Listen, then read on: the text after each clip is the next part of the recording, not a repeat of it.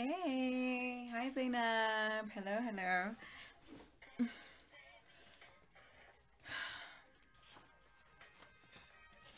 Okay, let me pin the book.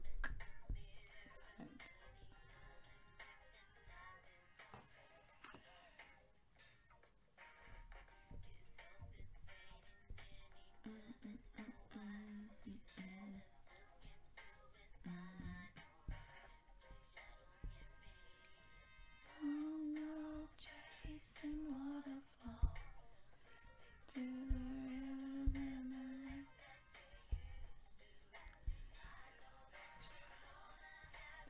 Okay, let me see. I just want to check my title. Okay, Africa's future, there's no space for stupid like me. Okay, great. Cool. Hello. Let me see. Okay. Happy Wednesday. I'm reading from the second volume today of the Gerald Kraak Anthologies, which is an anthology on African perspectives on gender, social justice, and sexuality. I've read from these three every Wednesday afternoon. Last week I read from The Heart of the Matter. Today I am reading from this one, which is volume 2, As You Like It. And I think last week I read from Pride and Prejudice, my favorite one. I'm going to read the back of the book and then I'll continue reading the... Wait. I've lost my... You see, putting them up to show you guys. I've lost the winning one, but it's fine. I will catch it. Oh, there it is, 59. So today I'm reading from the winning story for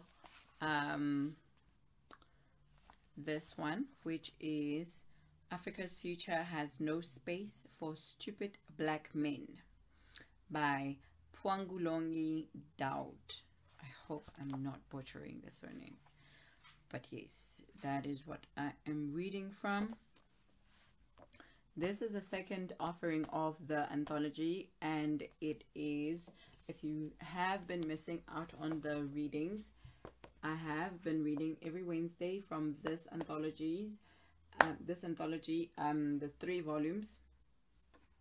I actually wonder if the fourth one will come out this year, but we should wait and see, because we are in interesting times. We don't know, we'll see. But this is in collaboration with the Jacana Literary Foundation and the other foundation, and it's published by Jacana. I know that Jacana is currently asking for financial assistance from members of the public. So if you are able to, please go on to jacanamedia.co.za or check them out on Facebook, and here on Instagram they are asking for assistance to keep on printing these amazing works.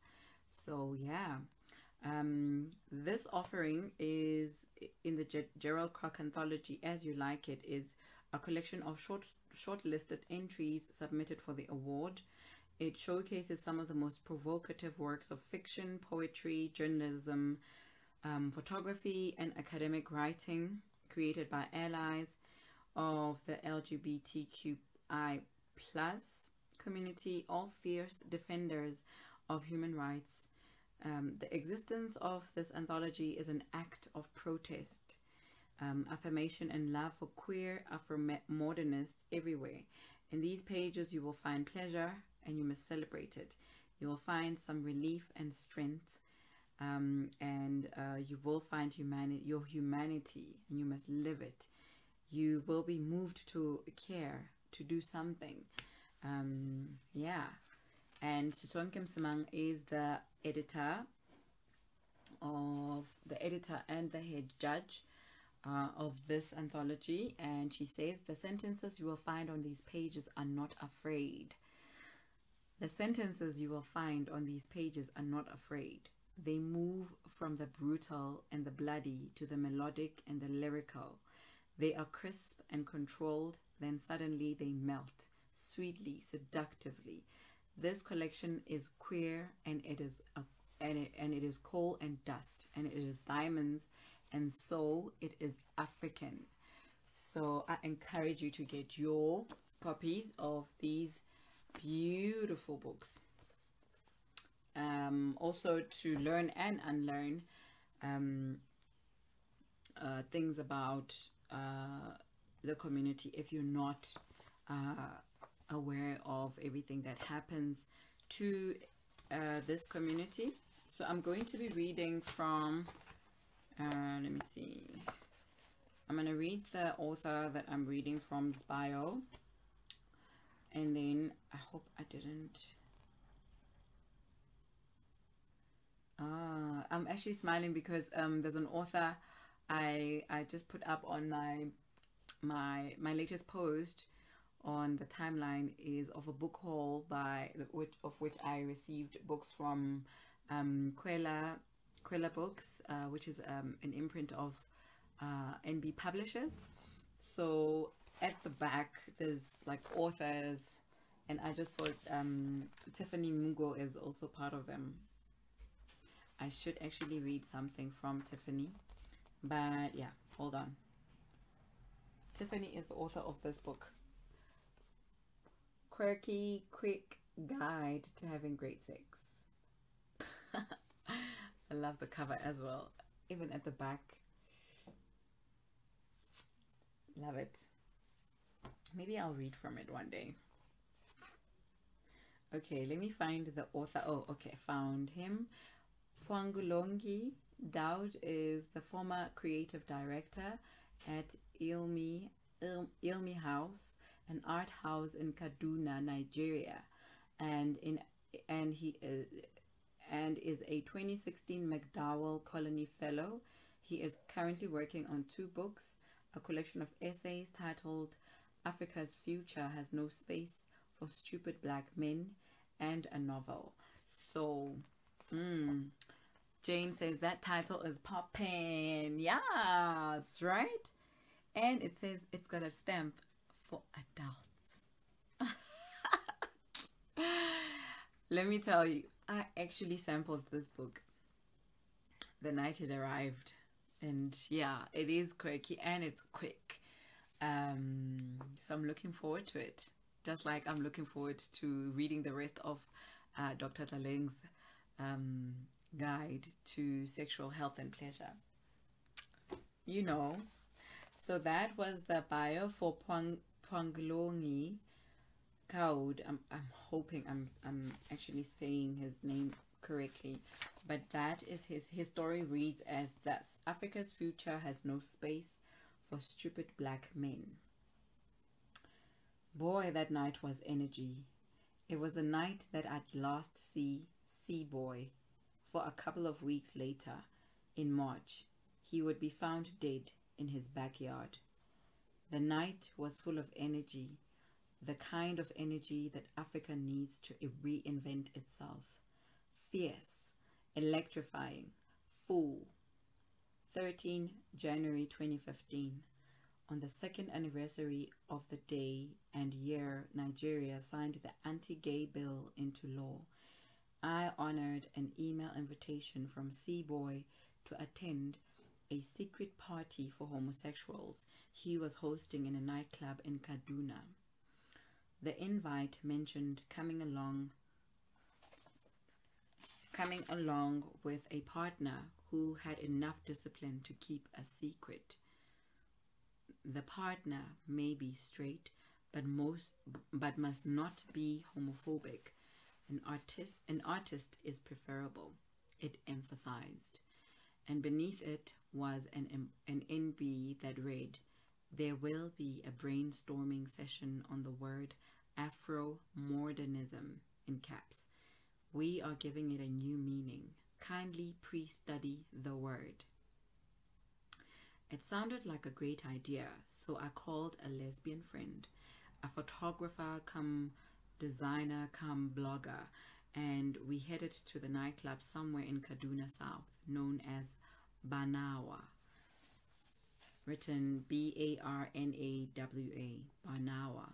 Seaboy was from Adamawa. His father had sent him to Zaria to study engineering at the Ahmadu Bello University because he wanted his family to produce the first engineer in his hometown. But Seaboy had another plan. On arriving in Zaria, he deferred his admission, rented an off-campus flat, and began learning software applications, website creation, and concept development all by himself. He was doing this until the next session when he began his classes, but still he wasn't excited. Most of the times he was out of Zaria, traveling by night bus to faraway Port Harcourt to visit his lover, a boy he had met and fallen in love with through Facebook just before he was given admission. My father was thinking I was the obedient, budding engineer from his hometown, but leaving his house was leaving his ways and dreams. Everyone got his drives. My father's is not mine, he said to a group of students in his apartment one Sunday morning in 2013. We were having a Sunday brunch. It was from his numerous visits to Port Harcourt that he found a gay community and thought of founding one himself in Zaria. 11 p.m. We arrived late. A friend dropped us off a street away from the club, and we begged him to return for us at 5 in the morning. He drove off, and we crossed the road to our destination. My partner led the way to the nightclub. I walked behind, carrying her camera, a notepad, and a spare pullover. The harmattan was a bitch. I swear, the bouncers at the doorway would scare the hell out of John Cena. They allowed us entrance when we showed an e-copy of the invite on my friend's phone. There was a check-in desk in the hall. We were issued tags. Mine read, "We are the future democracy," and hers, "In our Father's house there are many loves." We chanted, "'Cause it's so." Soon we walked inside to join the party. Seaboy, our host, saw us from where he was standing by the DJ booth and started towards us, smiling. His jeans, dyed dreadlocked hair, and dashiki matched the color of wine in the glass in his hand. Burgundy. The party pulsated. It was a festival of energy, of music, of hair, of ideas, of gaze, of happiness, of fashion, of language, love, meaning. A festival of dreams and assertion. My partner headed to the bar for a drink, and I jumped to the dance floor to rock lost but found folks and longtime brothers. I first met Seaboy on 14 September 2012. He had been invited to perform at a poetry slam I was hosting on the rooftop of a house in Samaru, Zaria. Apart from stealing the show with his epic spoken word performance, he fought with a guy who had performed a poem that mocked homosexuals. He was mad like a bull that night. He would have killed the guy if not for the crowd that fought to restrain him. After the event, I recall, he sat apart from everyone in a yellow plastic chair and wept like a child. We became friends and soon started getting to know each other. I am bisexual, he is homosexual. Seaboy was the engineering student who could recite all the scholars in the humanities and their theories by heart. He read the post-colonial texts and hated Walter Rodney. It was through rumor I found out that he had dropped out. Yes, I left engineering, he told me. It wasn't a dropout, it's a changeover. Cliché, but the true nature of things. If you are found to be gay in Nigeria, you are on your way to prison to rot away for the next 600 and something weeks of your fucking life. And that's through sheer luck. Because you don't always get it. You can't always get it. Why? Because you are the demon that needs to be exorcised, lynched, stoned to death, hacked to death, burned to death, beaten to death, or done something to death. Or done something to death. It doesn't matter how. You must die before the law manages to stroll by to see your predicament. So, to avoid rotting away in prison or getting killed, you take to secret love and or a pretend heterosexual orientation. It was to reinterrogate this narrative that C-Boy dropped out of school. It sounded like a crazy and risky idea for a 24-year-old to be leaving school for such a project, but C-Boy had guts. All he wanted was to found a club that served LBGT people, a space where they could network and find expression. A warm brotherhood for people of like passions, living in a society that demonizes them. The club has to be an energetic underground space, he once told me. They don't see us, but we exist. It has to be this way until the crazies in the government reverse that fucking law. 21 October 2013, on his birthday, he founded the club by hosting a small party of 15 persons, all gay, in his small off-campus flat that he was still retaining. He named it Party Bomboy, PBB. This party brought to 11 the number of PBB events I had attended, from concerts, open mics, readings, exhibitions and emporiums, retreats and picnics to poetry slams. The DJ scratched the groove and it seemed the roof would come down on us. High life is energy. My dancing partner at the moment was Maima, a writer from Lokoja. We rocked on. 2 prisoners just let loose. Energy.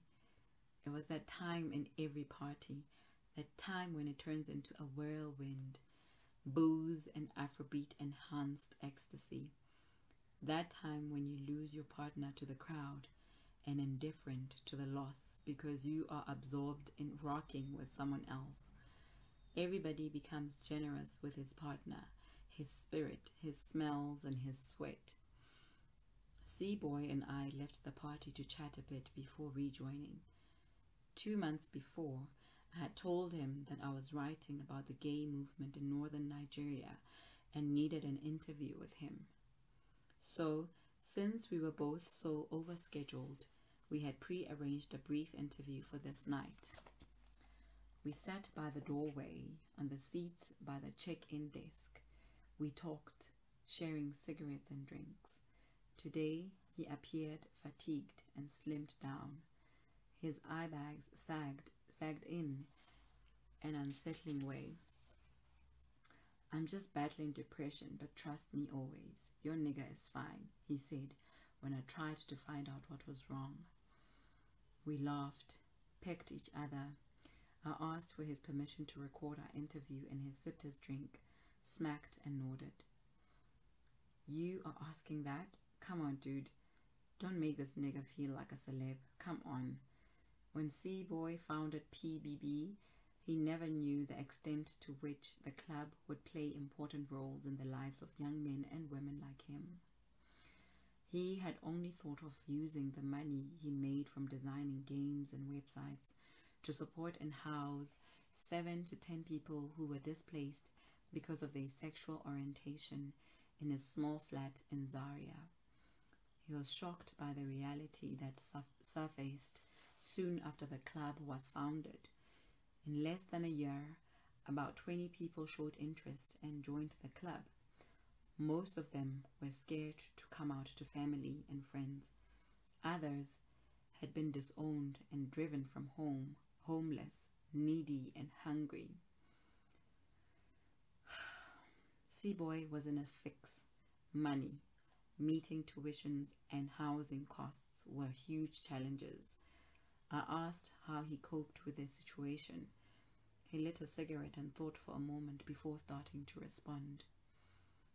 Man, it was fucking tough. You know, starting a group, a movement like this one is not like running a political party. It's not a project anyone, including the NGOs here, wants to support. How can you register a group that is already criminalized and demonized even before its emergence? Man, it was fucking tough. He stopped speaking for another drag, tapped the ash on the ashtray, and continued. The solace was only in the reality that I could bring troubled people together so they could share their problem in a close but warm space. Survival was a challenge, but, you know, just as they say, a problem shared is half solved. I like the community. I like how they gather. Kaswana ke go phuta, you know?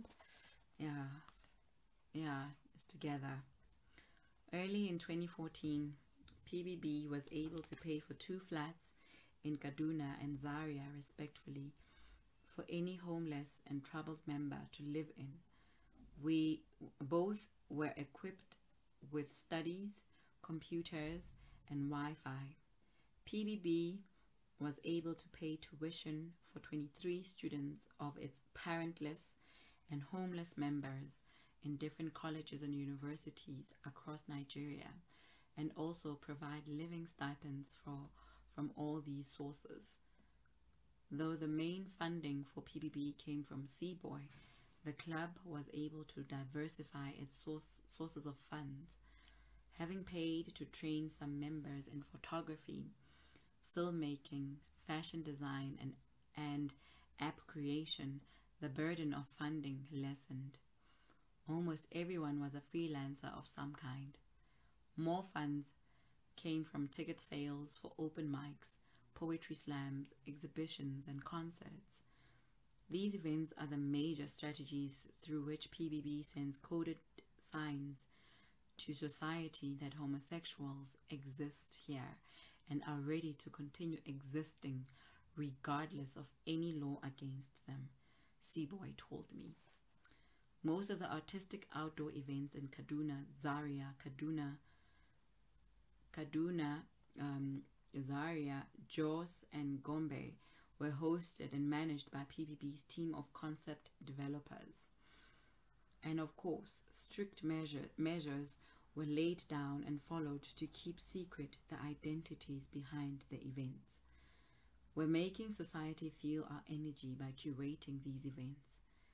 Seaboy chuckled and shook his head when I asked why he wasn't allowing PBB to reach out to foreign organizations sympathetic to the cause of LGBT. I don't believe in that bullshit, he began, rubbing his eyes. He stood up and scurried to the DJ booth, spoke into the ears of the DJ, and returned immediately. So sorry for that. Just reminded him to allow time for our brainstorming session. It's important. He sat facing me, his back to the dance floor. I looked across his shoulders into the crowd to see if I could find my partner. I didn't see her. It seemed like everyone had found the space and time to dance for the first time in their lives. The music blared. The groove continued. I lit another cigarette. Seaboy stared at me with those bored eyes. I reminded him of the question I had asked. He rubbed his eyes again. He didn't like the idea of foreign aid to Africa in whatever form or guise. particularly using Africa as a sympathy tool to benefit from an organized system called corporate responsibility. You see, it's so easy to attract sympathy for this kind of cause. Internet and all that, he said, snapping his finger to show how easy and fast it is to let the world know. But the issue is this: these guys here, all of us, don't want to be used as ad contents and objects.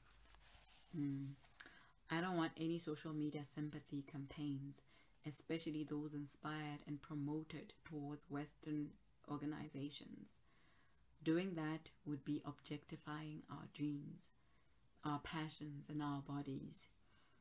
It will be like organized prostitution. It's cheap and fucking cruel to what we are trying to do. We're learning to stop looking up. We're learning to stop looking up there, the West, by working out how we can help ourselves here. How long are we going to keep asking for aid and foreign assistance? He stopped talking and reached for his wine. Seaboy told me about his guests, stories about defying mainstream narratives about LGBT people in repressive societies like Africa, stories of pride, ambition, and rebellion. There was Musa, not his real name, 23, an Igala Muslim on the dance floor, whose widowed, illiterate mother accepted his sexuality. He worked as a studio engineer to support his family. There was Kenny, 27, a graffiti artist who's a born-again gay Christian who left home 2 years before in search of love. He was hoping for things to improve for gays in Nigeria so he could marry in a church. Seaboy showed me a girl, 22, in a jacket and miniskirt and heels, who was studying biochemistry and working on a book on women, Islam, and sexuality in northern Nigeria. She was yet to let any family member know her sexuality. Sitting around a table with friends was Joshua, a married 45-year-old man and a lecturer in a polytechnic. He was the oldest man in the club. Seaboy told me Joshua was preparing a divorce and hoped to leave the country afterwards. He seemed to be the only one there, seeking a new place. Everyone here recognized the legitimacy of his sexuality. We'll be happy knowing this until death comes, Seaboy said in conclusion. And we're glad to know this. Our feelings are legitimate. Fuck whoever thinks otherwise. He sipped his drink, heaved the sigh of someone with a lot of things to say, facing huge difficulties saying it. He lit a cigarette. Instead of smoking it, he held it between his fingers and stared at the cigarette glowing and slowly shortening. Okay, and I think this is, let me just read this because it's written in italics. Depression is so disrespectful, so harassing. I once confided in a boy when I was at university about my battle with depression since childhood, and he gave me this "are you fucking serious" look. Africans don't suffer from depression, he said. It's one of those fashionable things black men say now to sound sophisticated, like the white man, like being gay, he continued, to further undermine the genuineness of my feeling. His opinion broke me down for 2 reasons. 1, the flimsy way humans treat each other. 2, he was a final year student in social science. How could he be so stupid? 11:43 a.m., 11 March 2015. My phone beeped with this text. It's here today again, like never before. Fucking me up like never before. I lost today. Cowardly, disappointing. That's me. Sorry. It was from Seaboy. The door was locked from the inside. We broke in. He was nowhere in the room. The windows were flung open, and when we reached the window by his bed and looked down, we saw him. He lay in a coagulated blood. He lay in coagulated blood on the concrete floor at the backyard. For all these hours, he lay there, dead with his split-up head, and none of his neighbors knew. He lay there and nobody knew. Death is a solo business anyway. Like depression, it is always a solo transaction. Always. We called the ambulance, and when we reached his family, they pleaded with us not to reveal to anyone the manner of his death. I'm an elder in the church. Please protect our name, his father said on the phone. The clothes on his bed, floor, and chairs seemed like he had contemplated what to put on before climbing that window and diving off.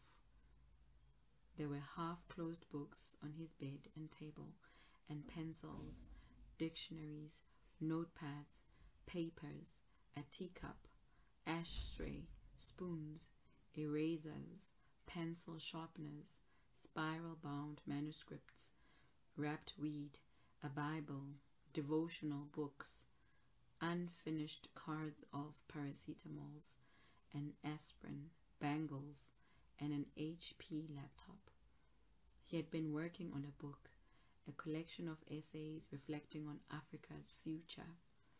Dude, this book will shake this continent to its root. Fucking draggy, but I'm called to write this shit. You know, good books always drag, he said with enthusiasm one night in his flat. He had just returned from seeing his family in Adamawa. From where I stood in the room, I could see a paper pasted on the wall. I walked closer to read the words on it. It read, "Africa's future has no space for fucking stupid black men," in caps. He signed the statement with his name. After 2 weeks in the mortuary, the burial was eventually held on a hot afternoon in Zaria. His siblings and his father didn't show up. That was the part that was written in italics. Okay, now I'm reading a normal part. About 3 a.m., a dance contest and spoken word rap battle were underway. C-Boy suggested we finally rejoin the party. I paused the recording. We moved to the dance floor, and for the first time since we came, I saw my partner in a sweat on the dance floor, trouncing her challenger. We are the contestants. In us, Africa finds its true rhythm to contest. If you stepped in here, you would see all of us, gays, lesbians, bisexuals, oppressed people, refusing to mourn the anti-gay laws. We are making a mockery of it. Mourning, for us, is not a virtue. We are reinforcing our passion and existence in this hall right now in our own way. Unknown to the world, we are buzzing in here with energy and stamina and dreams. We are laughs. We are smart laughing fires. Our feet are fires. So are our waists, our tongues, our eyes, and our passions. You would see us blazing, emitting prophecies. We are fires, smoky hot fires, ready to choke to death the places and imaginations that threaten our survival. If you were in this hall, you would feel how we assert ourselves through music, words, dance, hair, fashion, technology, ideas, and spirits. We are spirits. If you were here, you would notice that we are not the demons roaming your cities and villages with evil and sin in our bosoms. We are not wayward, perverse, queer, or funny lovers. We are children of our parents, children of this continent, children of nature, of imagination, and of hunger.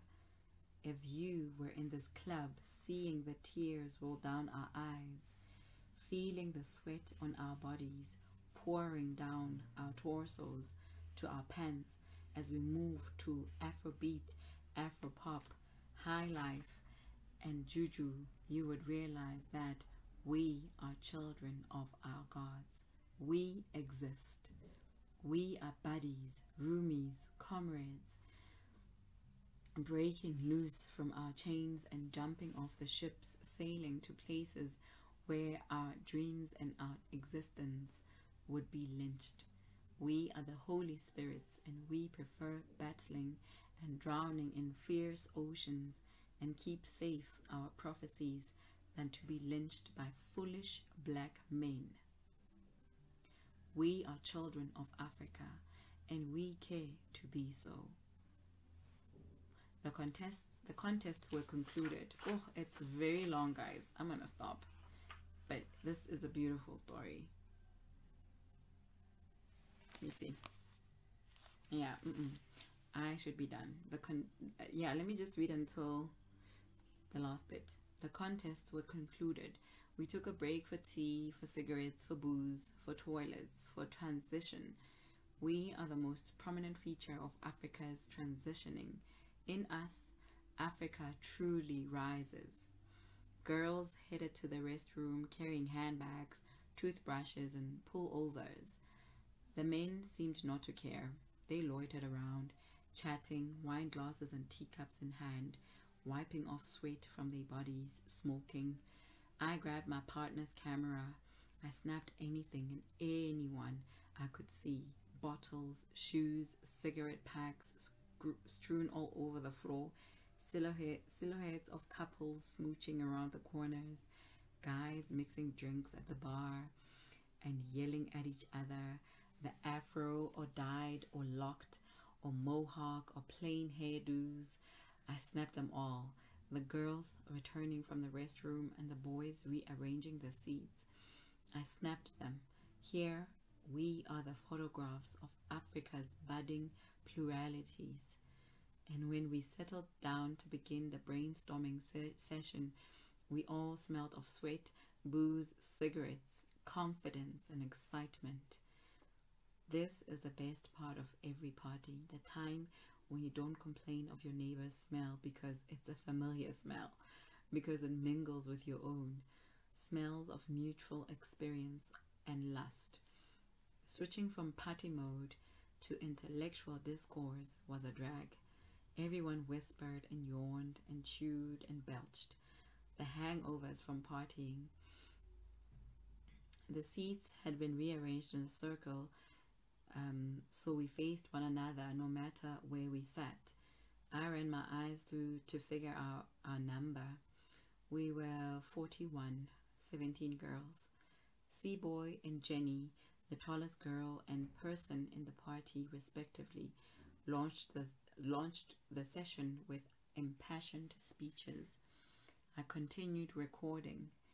We were talking about Afro-modernism, insights, theories and counter-theories, quotations and misquotations, and their debunking and deconstructions, insults, anger, fierceness, applause, table banging, wisdom, foolishness, completedness, unfinishedness, smelling mouths, tongues of fires, energy. Africa is enlarging itself to become a center too. Africa is coming out to make visible its own centers, headquarters, laboratories, and metropolises. Africa is rising from the centuries-old folly of stupid black people. Africa is describing itself, rescribing itself, and prescribing its future. It is reinventing itself through the mouths and imaginations of its babes and sucklings.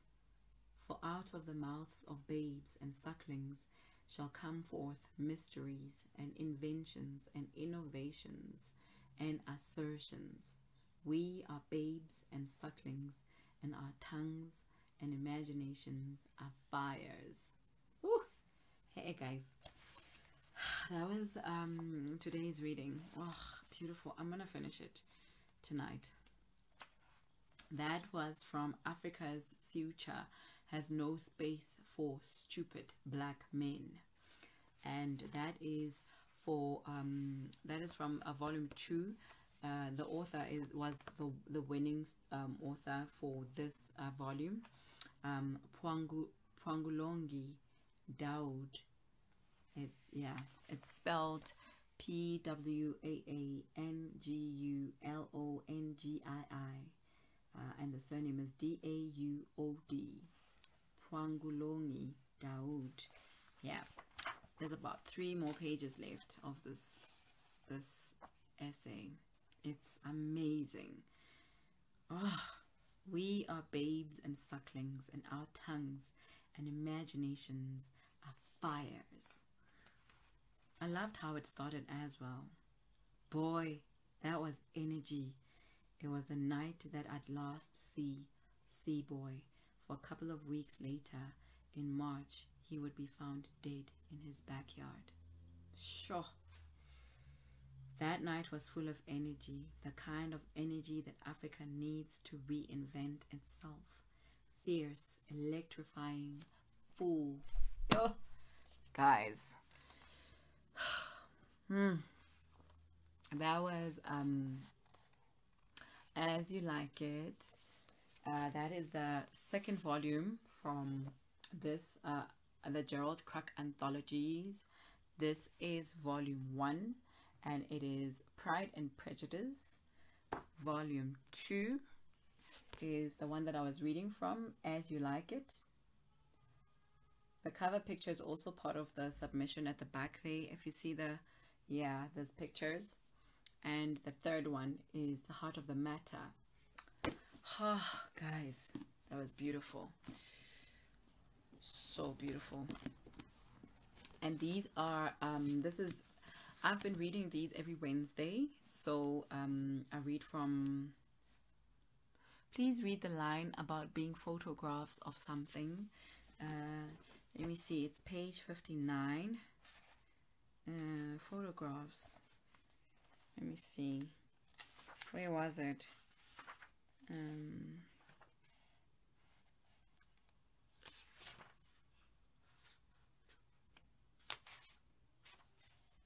We are the contestants.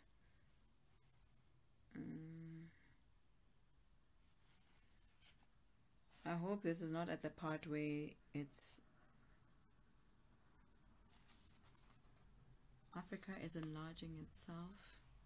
No. Oh, or does anyone remember how it went? Okay, let me just read the comments and then I'll come back. Okay. Hi, everybody. Sarah says, I'm here. Okay. John Cena is somehow a picture of strength, right? I mean, wait, why is John Cena so popular in South Africa? Listen, sis. So, Shoma Josie released a song called John Cena. I don't know if you know, like, yeah. Play the song. I'm gonna play the song for you. I can't play the song for you guys. Can I? Let me see if I can play the song. I love Shoma Josie. Oh my word. I'm gonna search for the song while I read the comments. Oh, there you go. Yes. I'm gonna play it now. And then I'll read. Just came to say hi. I'm gonna miss this one, but thank God for YouTube. Yay! It's okay, Zintata. I know you're traveling. So there we go again. Africans don't suffer from depression, right? That essay was stunning, says Sarah. Beautiful book. Thank you, Portia. Good read. Thank you, Jane. Um,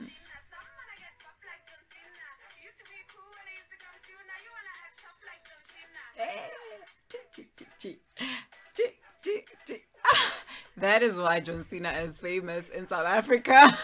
It's a jam. Oh man, no, don't worry about it. I wrote that before you closed the book. Oh, okay. I know the song. I heard and enjoyed the song. Just wondering why he's so popular. Because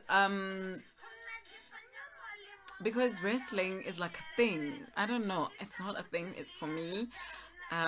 But yeah, like, but John Cena is like, do you know? Did you see how he actually made her dreams come true by like appearing in the mix when she was performing, thinking she's performing for just an audience, and he was at the back. Oh, love Shoma Josie. But yeah.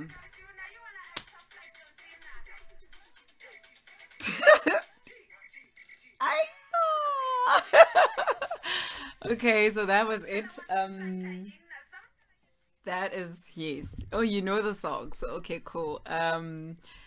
Okay, so Vuvu, you've got your answer, right? Please read the line about the photographs of something. Okay, but you wrote it down. But yeah, but these books, I loved that appearance in the Kenny Lawson show. That was like, I love John Cena after that. But I love Shoma Josie more. So yes, guys, that was today's reading.